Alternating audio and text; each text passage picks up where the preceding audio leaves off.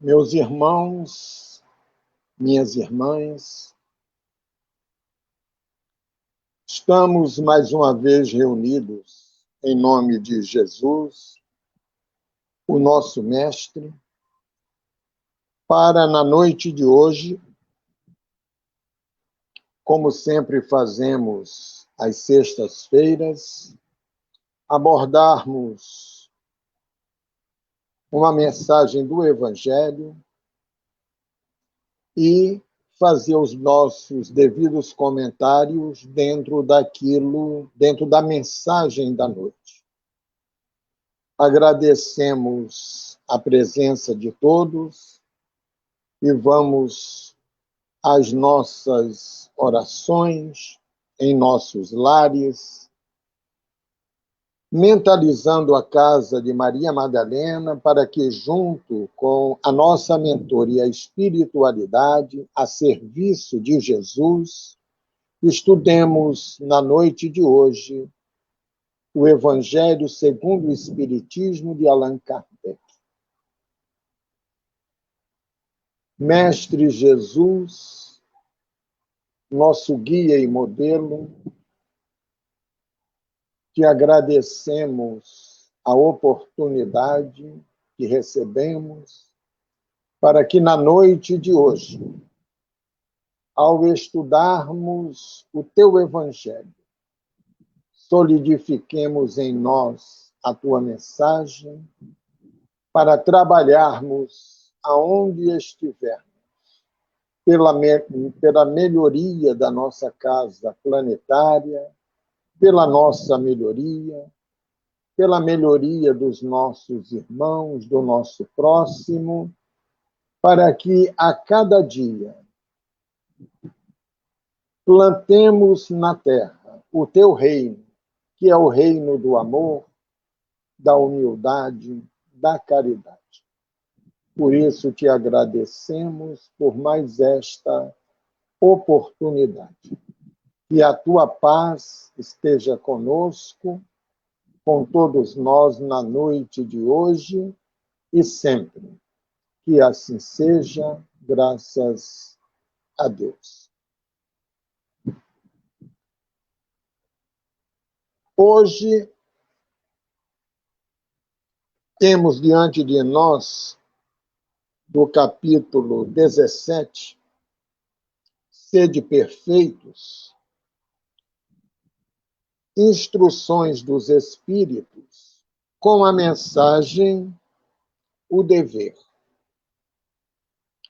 Como sempre fazemos, vamos ler toda a mensagem, que é assinada por um espírito, Lázaro, Paris, 1863, e depois faremos os nossos comentários. E quando encerrarmos, digamos assim, a primeira parte, que é a leitura e os nossos comentários, sempre convidamos a todos os irmãos que queiram dar o seu testemunho. O nosso irmão Aderley vai colocar uma ou duas ou mais perguntas para os irmãos que queiram colaborar conosco, responder, para interagirmos no estudo da noite de hoje. Tá bom? Então, vamos lá. Instruções dos Espíritos. O dever. O dever é a obrigação moral da criatura para consigo mesma, primeiro, e, em seguida, para com os outros. O dever é a lei da vida. Com ele, deparamos nas mais ínfimas particularidades, como nos atos mais elevados. Quem aqui falar apenas do dever moral, aliás, quero aqui falar apenas do dever moral, e não do dever que as profissões impõem. Na ordem dos sentimentos, o dever é muito difícil de cumprir-se, por se achar em antagonismo com as atrações do interesse e do coração. Não têm testemunhas às suas vitórias e não estão sujeitas à repressão suas derrotas. O dever íntimo dos homens fica entregue ao seu livre arbítrio. O aguilhão da consciência, guardião da probidade interior, o adverte e sustenta, mas, muitas vezes, mostra-se impotente diante dos sofismas da paixão. Fielmente observado, o dever do coração eleva o homem. Como determiná-lo, porém, com exatidão? Onde começa ele? Onde termina? O dever principal, aliás, o dever principia para cada um de vós exatamente no ponto em que ameaçais a felicidade ou a tranquilidade do vosso próximo. Acaba no limite que não desejais. Ninguém transponha com relação a vós. Deus criou todos os homens iguais para a dor, pequenos ou grandes, ignorantes ou instruídos, sofrem todos pelas mesmas causas, a fim de que cada um julgue em sã consciência o mal que pode fazer. Com relação ao bem, infinitamente vário nas suas expressões, não é o mesmo critério. A igualdade em face da dor é uma sublime providência de Deus, que quer que todos os seus filhos, instruídos pela experiência comum, não pratiquem o mal, alegando ignorância de seus efeitos. O dever é o resumo prático de todas as especulações morais. É uma bravura da alma que enfrenta as angústias da luta. É austero e brando, pronto a dobrar-se às mais diversas complicações. Conserva-se inflexível diante das suas tentações. O homem que cumpre o seu dever ama a Deus mais do que as criaturas, e ama as criaturas mais do que a si mesmo. É, a um tempo, juiz e escravo em causa própria. O dever é o mais belo laurel da razão, descende desta como de sua mãe o filho. O homem tem de amar o dever, não porque preserve de males a vida, males aos quais a humanidade não pode subtrair-se, mas porque confere à alma o vigor necessário ao seu desenvolvimento. O dever cresce e irradia sob mais elevada forma em cada um dos estágios superiores da humanidade. Jamais cessa a obrigação moral da criatura para com Deus. Tem esta de refletir as virtudes do Eterno, que não aceita esboços imperfeitos, porque quer que a beleza da sua obra resplandeça a seus próprios olhos.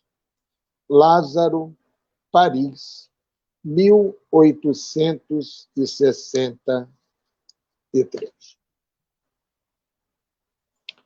Então, sempre percebemos que as mensagens da espiritualidade, no caso a de hoje, elas são sempre atualíssimas.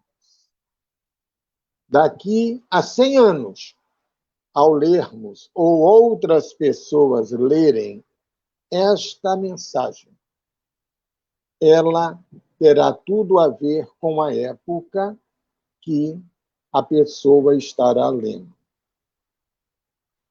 Por quê? Porque a mensagem da espiritualidade superior, ela transcende o nosso conhecimento, transcende o nosso planeta e ela é universal.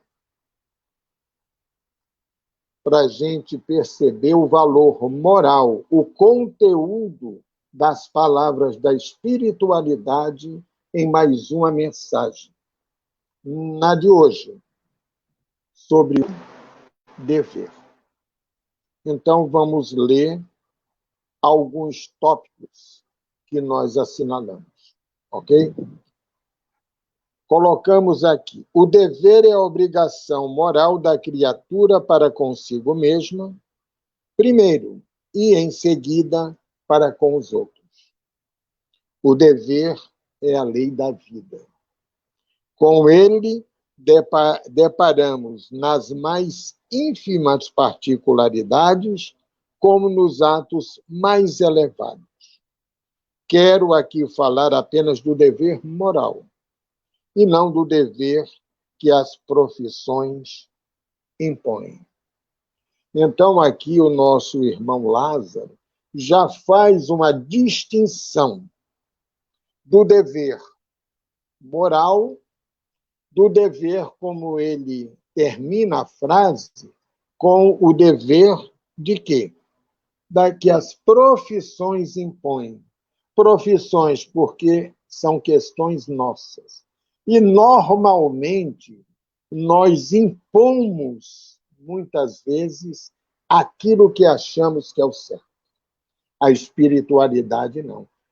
Nós vamos, na nossa reflexão, toda a mensagem espiritual, ela vem com o seu conteúdo moral, nos esclarece e deixa entendido nas sublinhas, vamos dizer assim, o alerta para que nós pratiquemos aquilo. O Espírito não chega, olha, eu dei a mensagem, faça isso. Não nos impõe, como diz no final da frase. E mostra logo no início que o dever é uma obrigação moral da criatura de mim, vamos dizer assim, para primeiro comigo mesmo.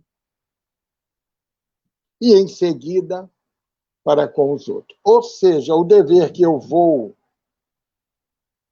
interagir em mim, o dever que eu vou entender em mim, eu já percebo que ele é um dever moral, que eu, para, digamos assim, na obrigação de passar para o outro, eu tenho que fazer aquilo que eu estou propondo. É o exemplo, o bom exemplo. Não adianta nós falarmos alguma coisa e não fazermos. Então, é isso que nesta primeira frase que eu assinalei, né, é colocado. E que é um dever da vida. E o que é a vida? Né? Quando nós não conhecemos a doutrina, a vida para nós tem um sentido. Quando conhecemos a doutrina, nós percebemos que esta vida ela transcende os milênios, que é a vida do espírito. Nós perdemos aquela visão de que a vida é uma existência. Ela só se limita a uma vez, como muitas pessoas afirmam. Não, não. Ela transcende os séculos, os milênios. Por quê? Porque ela é vivida pelo espírito, nas suas existências materiais e na erraticidade. Então, há uma amplitude. Logicamente, se nós passamos a ver a vida com amplitude universal, dentro ainda da nossa pouca visão espiritual, dentro do nosso pouco conhecimento intelectual e moral, na hora que ampliamos isso dentro da mensagem de hoje, amplia-se o quê? O nosso dever. Passamos a perceber que o dever é uma lei, como diz aqui, é uma lei da vida. Com ele, ou seja, o dever, deparamos nas mais ínfimas particularidades, ou seja, o mínimo, ali está também o nosso dever, como nos atos mais elevados, ou seja, do ínfimo ao mais elevado. Compete a gente começar a ver o que é ínfimo, ali está o dever, como também, não é? Nos atos mais elevados. Na ordem dos sentimentos, o dever é muito difícil de cumprir-se, por se achar em antagonismo com as atrações do interesse e do coração. Percebemos aqui que ele coloca que muitos de nós, tanto na matéria quanto na espiritualidade, muitas vezes levamos a vida de acordo com o meu interesse. Ou seja, se aquilo me interessa, a vida é maravilhosa. Se não, a vida não é boa. Por quê? Eu estou focando a minha vida na troca de interesses. Ou seja, eu dou alguma coisa e espero um retorno, no mínimo, dentro da mesma elevação, vamos dizer assim, daquilo que eu dei. Isso nós temos que acabar. E passar a ver que o dever não é interesses, como diz aqui, do coração, nem atrações. Não, não. O dever, repito, é a lei da vida. Está escrito lá em cima. Então, para nós espíritos, sendo ele espírita ou de outra religião, é importante ele reflexionar sempre no que Jesus nos ensinou, nos exemplificou. E, logicamente, quando nós pegamos o Evangelho segundo o Espiritismo, vamos ver as máximas morais de Jesus, as explicações de Kardec, né? E as mensagens ou instruções dos Espíritos, para reforçar, esclarecer aquilo que nós, se lermos, digamos assim, como acontece com muitas outras religiões, as pessoas leem a parábola e dá uma interpretação pessoal e passa para as pessoas como aquilo é a verdade, no qual eu me rotulo como um enviado de Deus para aquele rebanho, vamos dizer assim. No Espiritismo é diferente, pelo menos na minha visão. A mensagem vem da espiritualidade para todos.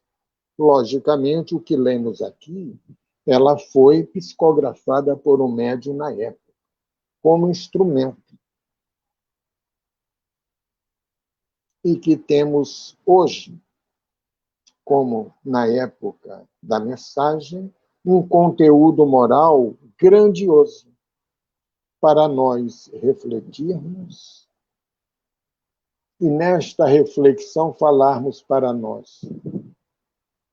Aonde eu estou na mensagem, de que maneira eu posso exemplificar o dever como lei da vida para o meu próximo, para mim, para a minha família, para o meu companheiro de trabalho, para o meu companheiro de doutrina espírita. Para aqueles que vão à casa espírita como eu, em busca do consolo, em busca de explicações das questões da vida que eu busco ou andava buscando e não tinha respostas, e encontrei na doutrina, porque a espiritualidade tem uma visão global, ampla desta casa planetária de provas e expiações. Muito bem. Mais adiante, eu coloquei o seguinte, assinalei, aliás. Fielmente observado, o dever do coração eleva o homem. Como determiná-lo, porém, com exatidão? Olha o primeiro questionamento que o nosso irmão Lázaro faz na mensagem. Onde começa ele? Onde termina?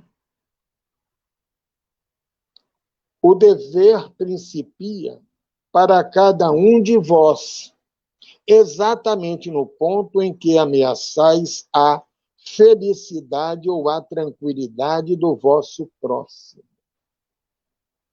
Acaba no limite que não desejais ninguém transponha com relação a vós. Olha que alerta. Olha que chamamento a refletir. Vou repetir. Fielmente observado, ou seja, observando realmente como ele é, o dever, como lei da vida. O dever do coração eleva o homem. Como determiná-lo, porém, com exatidão. Como é que eu vou determinar a exatidão do dever como eu vejo? Ora, dentro do meu conhecimento, que logicamente é limitado. Um companheiro nosso de uma visão moral muito mais ampla, aquele espírito mais elevado, o dever para ele é muito mais amplo, muito mais acima do meu conhecimento. Então, ele tem, digamos, essa exatidão dentro do nosso conhecimento moral, dentro daquela faixa que nos situamos. Os que estão ainda abaixo de nós têm uma visão diferente do dever. Falamos aqui do dever moral. Tá? E os que estão acima de nós têm uma visão mais ampla. Então, se nós localizarmos isso, já estamos localizando, dentro da nossa exatidão, tá? O dever. Onde começa ele? Vamos aprender aonde ele começa. Onde ele termina? Também aprenderemos. Aliás, estamos aprendendo. Aí ele completa a frase. O dever principia para cada um de vós, de mim, no caso, exatamente no ponto em que ameaçais a felicidade ou a tranquilidade do vosso próximo. Se eu estou ameaçando, como ele coloca aqui, a felicidade do outro ou a tranquilidade do meu próximo, ali termina o meu dever. Eu não posso avançar. E o que acontece muitas vezes conosco, como humanidade, é avançar no dever do outro. Achar que eu tenho o direito de fazer algo que é dele, assim como também o outro não pode avançar no meu dever. Ou na minha tranquilidade, como ele coloca aqui. E nós, humanidade, estamos sempre avançando, pegando uma questão do nosso dia a dia, estamos sempre avançando o sinal. Não é? Na estrada, aqueles famosos pardais, como o homem rotulou, naquele local, a câmerazinha está lá, limite máximo, 40 quilômetros. A pessoa passa a 50, 70, 80. é fotografado, avançou. Avançou o sinal. Um exemplo que aqui nós estamos avançando o quê? O dever do outro. O carro é multado, nós também somos pela lei de causa e efeito. Uma comparação que eu gosto sempre de pegar algo do nosso dia a dia para fazermos esta comparação.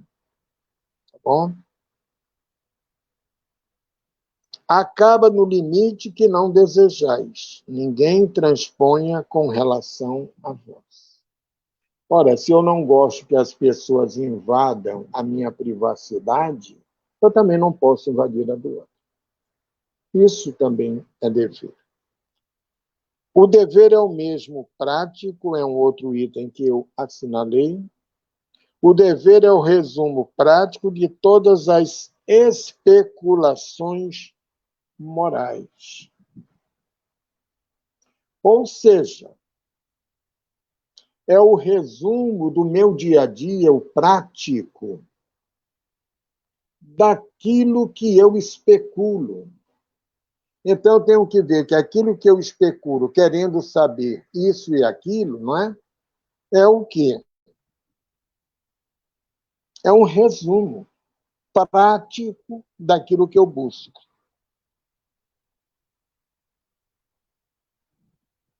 É uma bravura da alma que enfrenta as angústias da luta, é austero e brando, pronto a dobrar-se às mais diversas complicações, conserva-se inflexível diante das suas tentações. É o outro alerta. Nós temos que estar sempre.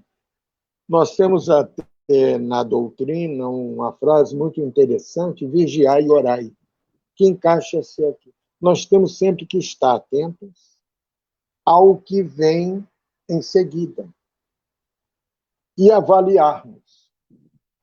Isto também é um dever.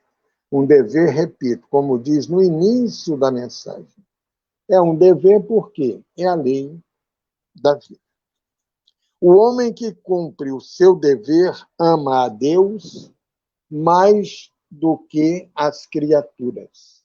E ama as criaturas mais do que a si mesmo. É um tempo juiz, é a um tempo juiz e escravo em causa. Então, temos que amar a Deus acima, como ele coloca aqui, das criaturas, e amar as criaturas mais do que a mim mesmo. Sabemos que é ainda um pouco difícil para nós entendermos esse mecanismo, mas é uma questão de tempo. Quando falamos tempo, não é amanhã ou a semana que vem, não. É os milênios que temos pela frente.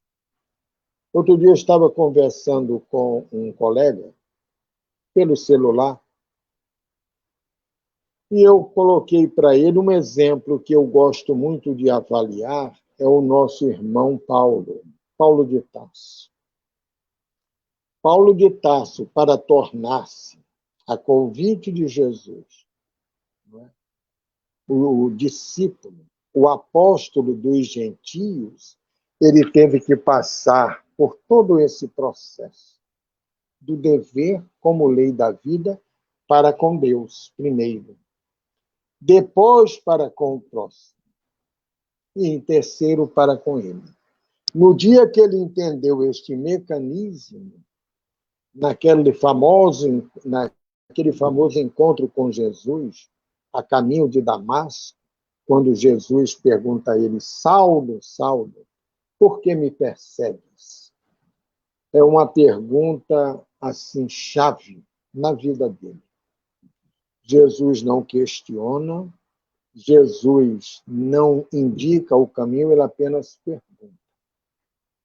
E ele responde: Senhor, quando ele cai no chão, cego já, né, por causa da luz, que ele viu Jesus, ele diz: Senhor, que queres o que eu faça? Jesus não cura da sua cegueira, ele diz: procura em Damasco Ananias, que era quem Saulo ia prender. para julgá-lo como cristão e, com certeza, condená-lo à morte, porque naquela época estava se condenando e matando muitos cristãos.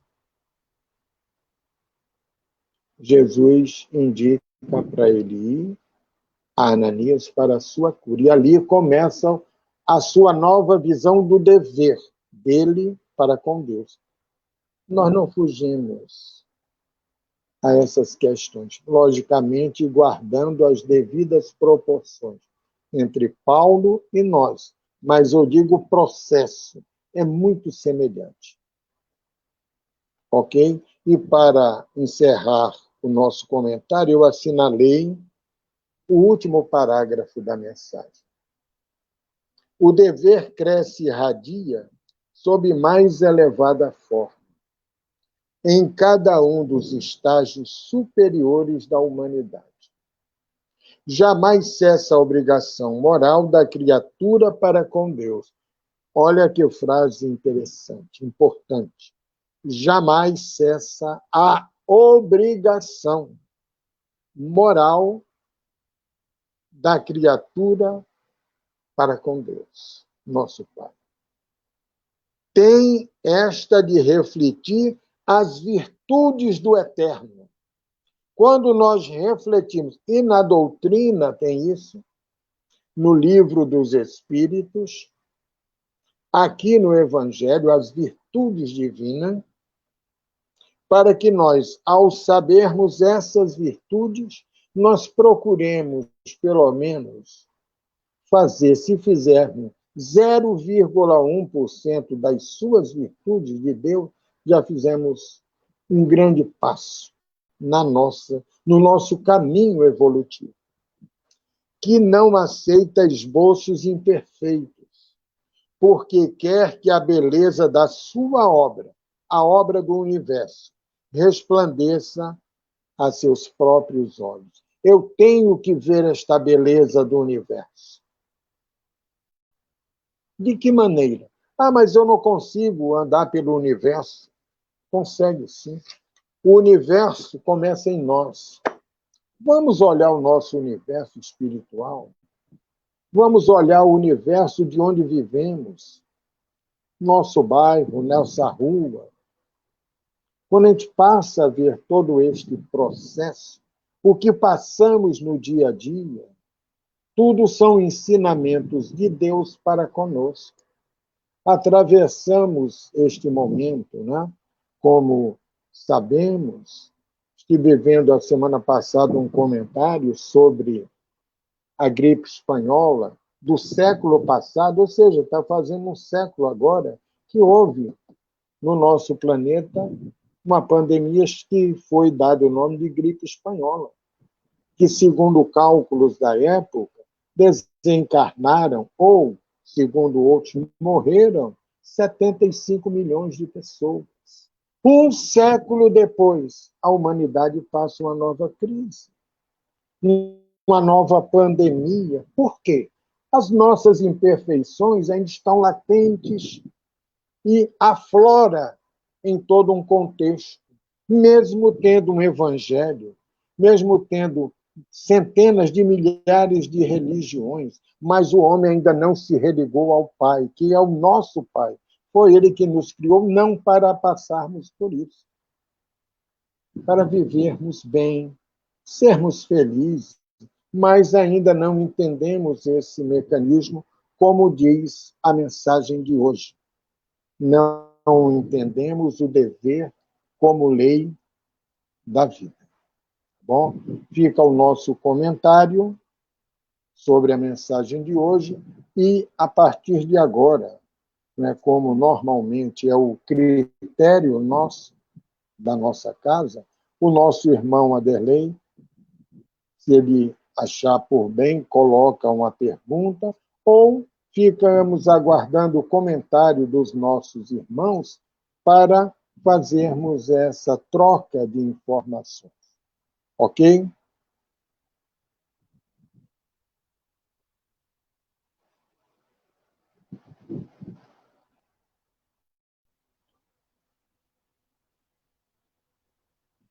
Tem a pergunta aqui. Você sabia que existem deveres distintos? Responda e interaja, Ronaldo. Então, vamos lá. Com Ronaldo. Né? Rejane. Tudo bem, Rejane? Eu nunca parei para pensar da existência do dever moral.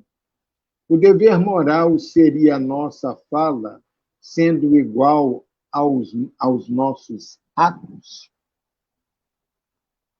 É isso mesmo, Rejane. Nós espíritas, antes de, não é só ser espírita, né?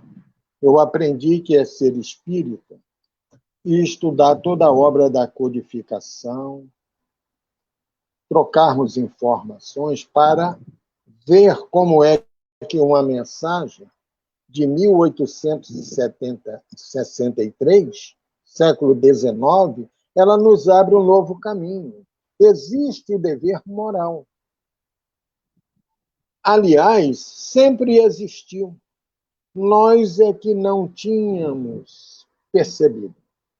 A partir de hoje, eu também não sabia disso. Quando eu li o Evangelho pela primeira vez, em 1991, o Evangelho segundo o Espiritismo, isso também me chamou a atenção.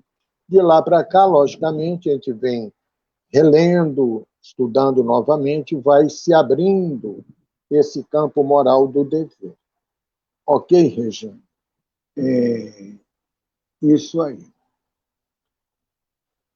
De que maneira posso exemplificar o dever? Responda e interaja com os nossos irmãos Ronaldo. Bom, vamos lá. Como foi colocado aqui. Fazendo aos outros o que gostaria que nos fizessem. Isso mesmo. Então, o que é? O Aderley colocou uma palavra aí muito interessante na questão da nossa casa, interagir. Né? Que hoje também temos um sinônimo na rede, né? Na internet, Facebook. Hoje tem muitas coisas interessantes. Facebook, Instagram e outros, né?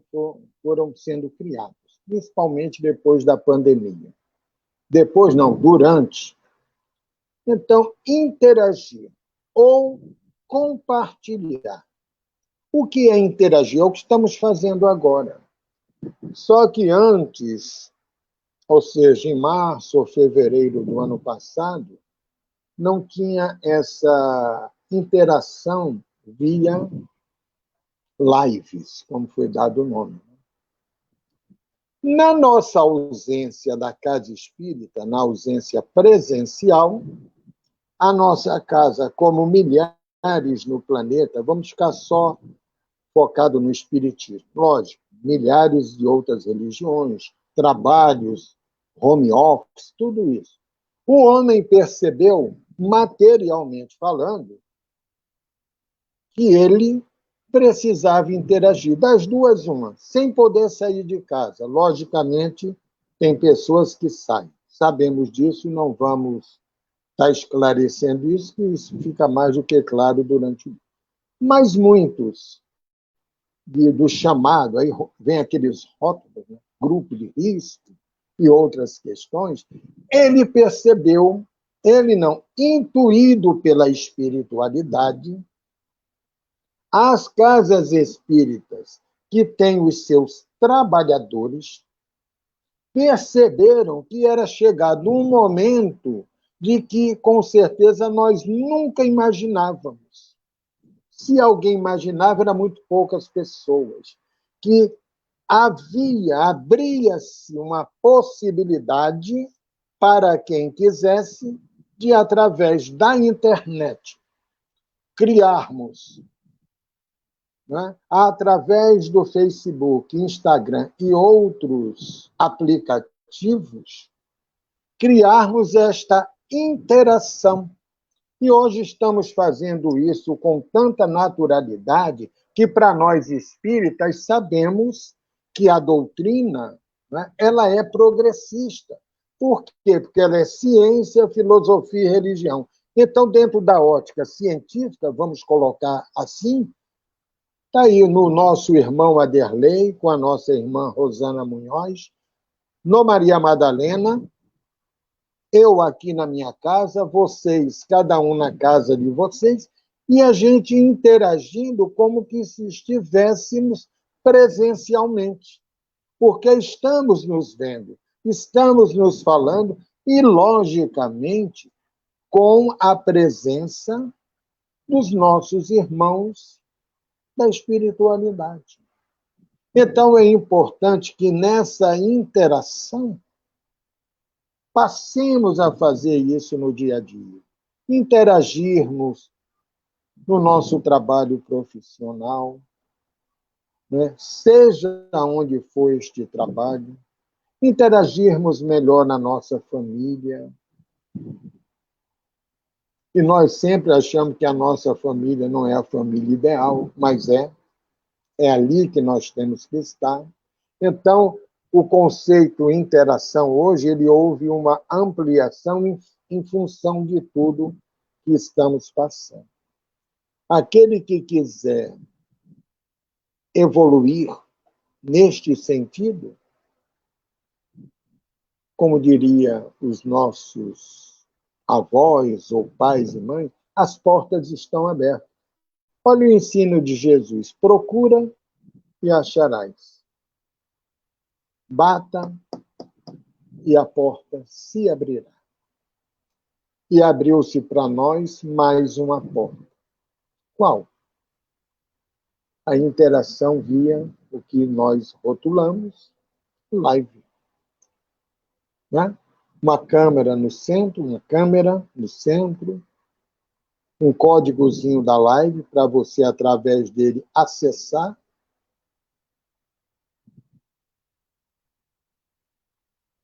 O complemento é o mesmo, como se estivéssemos presencialmente. A leitura do Evangelho. Até o dia que atingirmos um patamar bem melhor, a nossa moral, o nosso conhecimento, aí conversaremos o quê? Telepaticamente. Chegaremos lá. Porque o plano espiritual é de uma evolução que nós não estamos preparados para ver tudo isso. Eu creio que se me fosse mostrado o progresso científico da espiritualidade, eu ficaria chocado ou até abalado com tudo aquilo, porque é muita informação. São situações que nós não temos olhos espirituais de ver ainda. Mas, à medida que cumprirmos o nosso dever para com Deus, como está na mensagem, para com o próximo e para comigo, o nosso horizonte vai se expandindo. Eu hoje estava vendo aqui no celular mais cedo, eu vou até tentar baixar no YouTube, uma gravação, não é, de um pequeno robô que está em Marte, pesquisando ciência, fazendo algo que há tempos atrás ninguém era sonho chegar a Marte, né? Aí sempre mostrava o marciano como uma figura feia, tudo aquilo, né? Então, o que é que foi gravado por alguns minutos?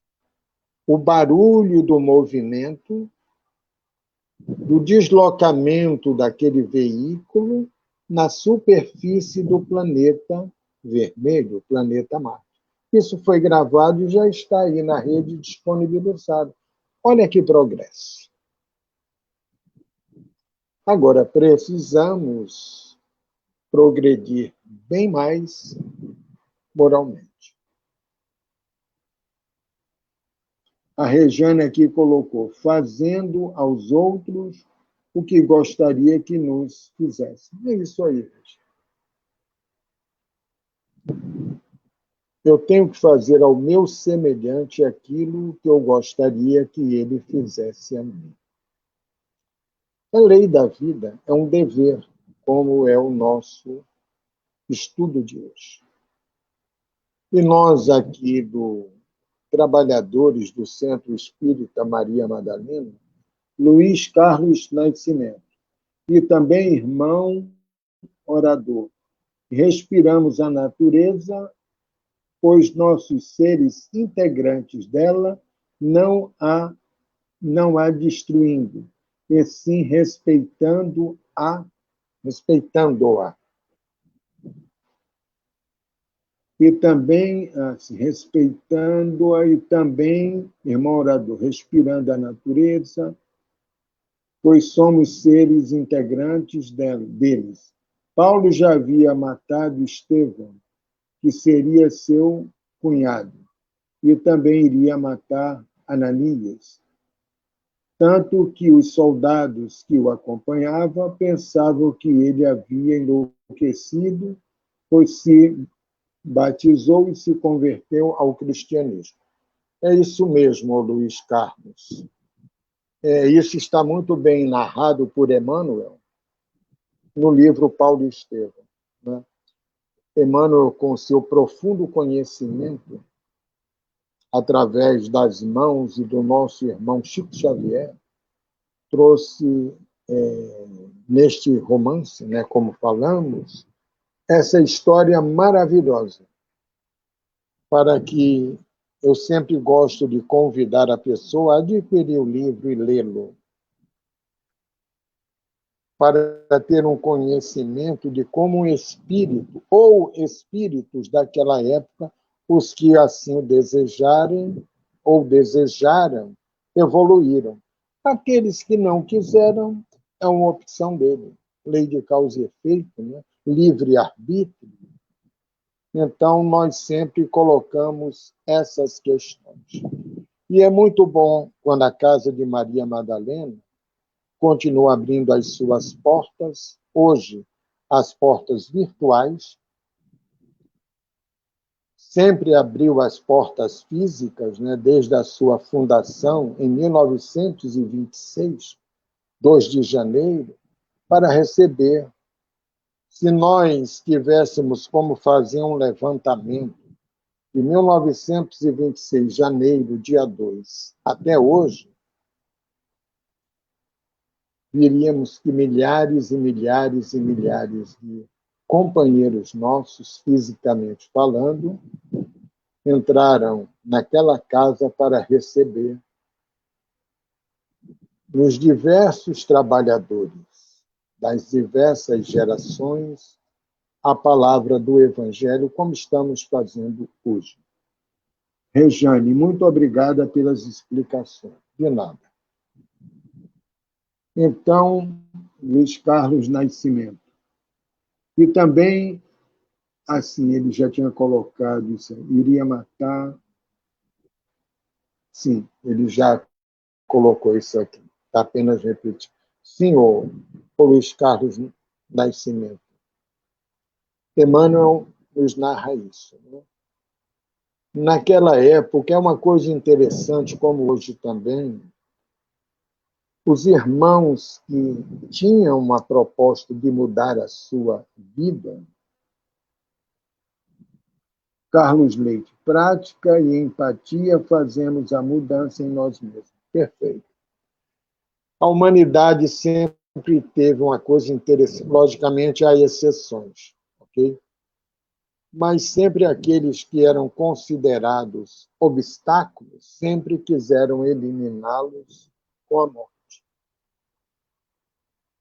Só que você mata o corpo físico, a ideia foi sedimentada, a semente foi plantada e em breve dará frutos. É o caso do Evangelho na época, é o caso da doutrina na época, e hoje continuamos plantando a palavra do nosso Mestre através desses nossos encontros.